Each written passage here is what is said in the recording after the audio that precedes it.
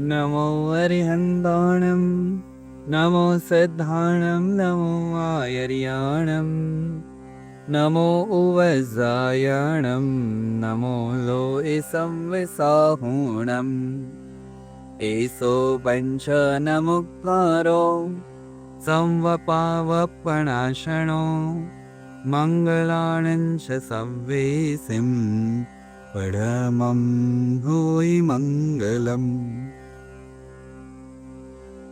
પુણ્યશાળીઓ, માનવ મન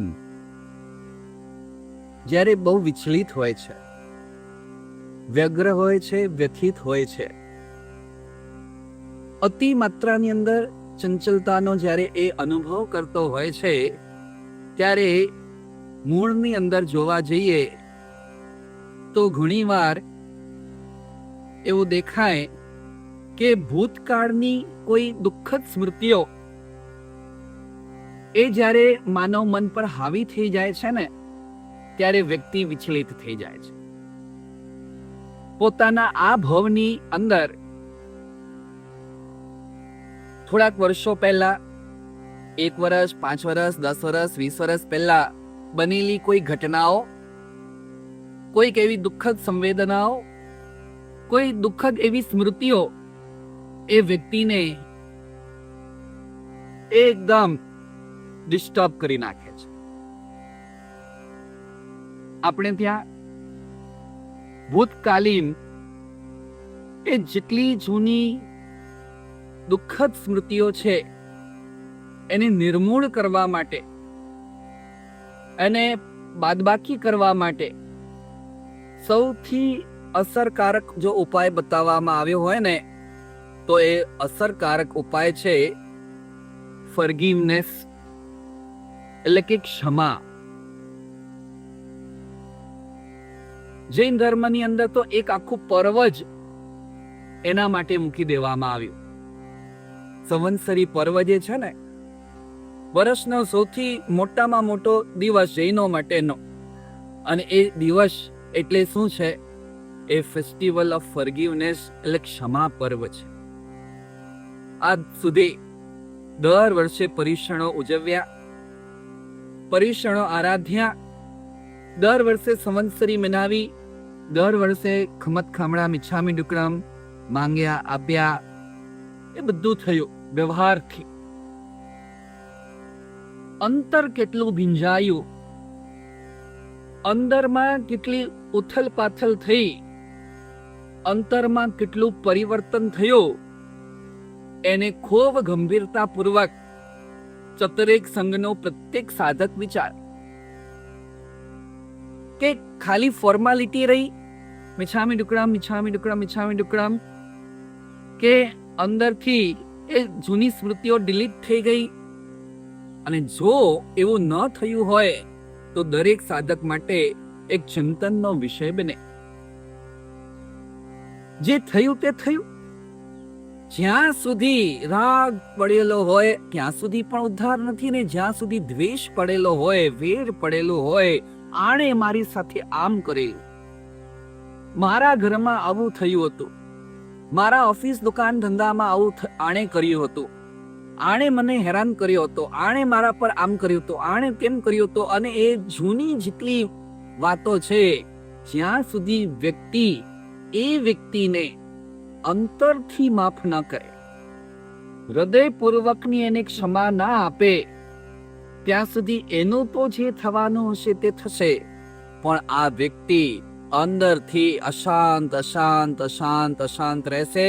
ગમે એટલા તપ કરશો, ગમે એટલા જપ કરશો, ગમે એટલા તીર્થયાત્રા કે દાન પુણ્ય કરશો, પણ એ અંતરની દ્વેષાત્મક જે અશાંતિ છે એ અશાંતિ દૂર થવાની નથી. તો શું કરવાનું? સરળ રસ્તો છે, પરમાત્માએ બતાવેલો રસ્તો છે. ભગવાન પોતે એ માર્ગે ચાલ્યા છે, અનંતા જીવોને એ માર્ગ બતાવ્યો છે. સમતાને પામવી હશે, ઓક્ષમની અંદર ડૂબકી લગાડવી હશે, તેની પૂર્વ તૈયારી રૂપે, પૂર્વ ભૂમિકા રૂપે તમારે સૌથી પહેલા આ ભવમાં જેટલા જીવો પ્રત્યે કડવાશનો ભાવ હજી મનમાં છે, કટુતાનો ભાવ હજી મનમાં છે, વેરનો ભાવ હજી મનમાં છે, થોડી ઘણી પણ નફરતનો ભાવ હજી આ જન્મમાં તમારા મનમાં જેના જેના પ્રત્યે પણ છે, એવું બની શકે કે કદાચ એ વ્યક્તિ અત્યારે દુનિયામાં જ વિદ્યમાન ના હોય, સ્વર્ગવાસી બની ગઈ હોય. એવું પણ બની શકે કદાચ એ વ્યક્તિ દુનિયામાં છે તો ખરી, પણ હવે તમારો ને એનો કોઈ સંબંધ રહ્યો નથી, કોઈ કોન્ટેક્ટ રહ્યો નથી. એવું પણ બની શકે કે કોન્ટેક્ટ તો છે, જોવામાં તો એ વ્યક્તિ આવે છે, પણ હવે બોલવા ચાલવાનું બંધ થઈ ગયું છે. જે છે તે, અથવા એવું પણ હોય કે એની સાથે આપણો બોલવાનો સંબંધ પણ ચાલુ છે, તેમ છતાં પણ હૃદયની અંદર એ જૂની વાત હજી પકડાયેલી છે. મનની એક કોક ખૂણે, મનના કોક સ્મૃતિની અંદર એ જ ભૂતકાળની વાત રહેલી છે કે મારી દેરાણીએ, મારી જેઠાણીએ, મારી સાસુએ, મારી ભાભીએ, મારી નણંદે, મારા ભાઈએ, મારા કાકાએ, મારા પાર્ટનરે, મારા શેઠે અમારી સાથે આવું કર્યું. અને એ અન્ય કોઈ પણ સંબંધ હોઈ શકે, પણ આજથી જો આપણે ભગવાનના માર્ગનું અનુકરણ સાચા અર્થમાં કરવા માંગતા હોઈએ, સાચા અર્થમાં મોક્ષ માર્ગને આરાધવા માંગતા હોઈએ, તો આજથી હૃદયની અંદર તીવ્ર કોટીનો મૈત્રી ભાવ, ઉત્કૃષ્ટ કોટીનો મૈત્રી ભાવ અને ઉત્કૃષ્ટ કોટીનો ક્ષમાપનાનો ભાવ એ પેદા કર્યા વગર કોઈ કાળે છૂટકો નથી, નથી ને નથી જ. જકારપૂર્વક કહું છું. એક પણ જીવની બાદબાકી તમારા પ્રેમના સર્કલમાંથી, મૈત્રીના સર્કલમાંથી એક પણ જીવની જો બાદબાકી થશે ને, તો આપણો મોક્ષ અટકી જશે. એક પણ જીવ પ્રત્યેનો વેરભાવ કે દુર્ભાવ આપણા હૃદયની અંદર જ્યાં સુધી રહેલો હોય, ત્યાં સુધી આરાધના લેખે લાગશે નહીં. ઘણું બધું કરો છો, પ્રભુ ભક્તિ કરો છો, પ્રભુ પૂજા કરો છો, તપસ્યા કરો છો, અવસરે અવસરે સામાયિક પ્રતિક્રમણ આદિની આરાધના કરો છો, તીર્થયાત્રા આદિની આરાધના કરો છો. ખૂબ ઉત્તમ કરી રહ્યા છો. હવે જરાક માટે આ બધાના સારા ફળથી કેમ વંચિત રહી જવું? કયો હોશિયાર વ્યક્તિ, કયો સમજદાર વ્યક્તિ જરાક માટે છેલ્લી મુમેન્ટ માટે બાકી રહી જાય?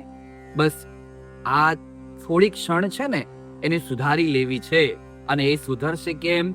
આજથી જ એ વ્યક્તિઓને જેના માટે આપણા હૃદયમાં આવા કોઈ તિરસ્કારનો ભાવ, નફરતનો ભાવ, અણગમાનો ભાવ, નેગેટિવ ભાવ એ રહેલો છે અથવા ભૂતકાળમાં રહેલો હતો, એ દરેકને યાદ કરતા કરતા રોજ રાતના સૂતા પહેલા મારી ભૂલ થઈ ગઈ હતી, મને ક્ષમા કરો, મને ક્ષમા કરો, મને ક્ષમા કરો, રોજ માફી માંગવાની.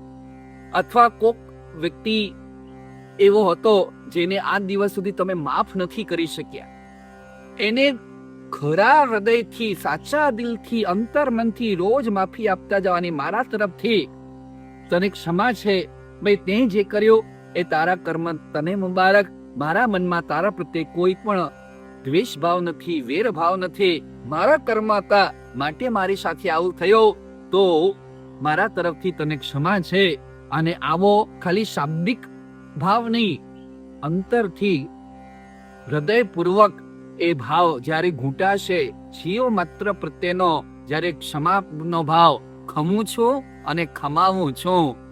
કલ્પસૂત્ર નું વાંચન થતા 12 સૂત્રોની અંદર પણ એ જ મહત્વની વાત બતાવવામાં આવી કે શ્રમણપણું શું છે, ઉપશમ ભાવ શું છે. જે સાચા દિલથી ખમે છે અને ખમાવે છે, એટલે માફી માંગે છે અને બીજાને માફ કરી દે છે. ખાલી શબ્દોની ફોર્માલિટી નહીં, પણ વાસ્તવમાં જે આવો ભાવ અનુભવે છે એ નિકટ ભવે મોક્ષગામી બને છે. બસ આપણા સૌનું લક્ષ્ય એક જ છે, મુક્તિને, મંજિલને પામવાનો. અને આપણે એ મંજિલને પામવાના પ્રયત્નમાં આજથી જ ફોરગિવનેસને એટલી બધી આપણા જીવનમાં ઉતારી દઈએ. કોઈ પણ ઘટના, કોઈ પણ સ્થિતિ, કોઈ પણ વ્યક્તિ, કોઈ પણ વસ્તુ માટે આપણા હૃદયમાં ક્યાંય દ્વેષ, વેર ન રહે. દરેકને ક્ષમા, ક્ષમા, ક્ષમા આપતા આપણે લાઇટ વેટેડ થઈએ, હળવા ફૂલ થઈએ અને જલ્દી મોક્ષે પહોંચી જઈએ. એ મંગલ કામના, શુભકામના. સૌને આશીર્વાદ, ધર્મ લાભ.